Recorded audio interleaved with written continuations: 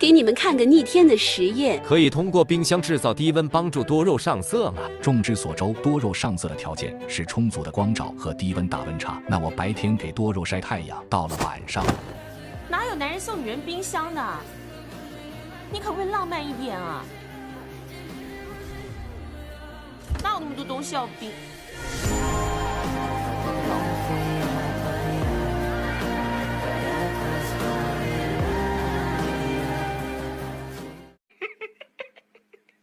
有请我们本期的志愿者。时间线回到去年的4月份刚入夏的时候，都是大绿菜，健康度也是拉满的，根系也是刚刚爆满的时候。接下来是实验说明。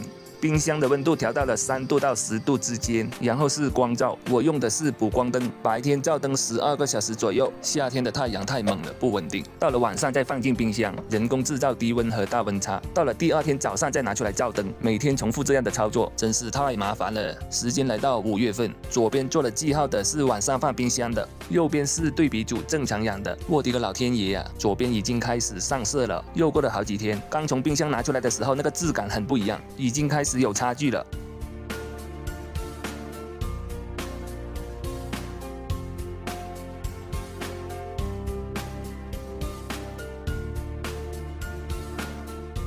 左边是对比组，右边是冰箱组，结果已经很明显了，右边要红一点。晚上放冰箱真的可以辅助上色，前提是白天要有充足的光照。实验到这里本来要结束了，但是呢，这样来回放冰箱，我怕它会僵苗。然后呢，放常温又观察了30个月，这个时候已经是冬天了，有天然的低温，颜色状态都很好，也没有僵苗，根系也是嘎嘎好的。现在可以确定，健康的水培多肉是可以放冰箱辅助上色的。至于土培的能不能放冰箱呢？有没有人试过的？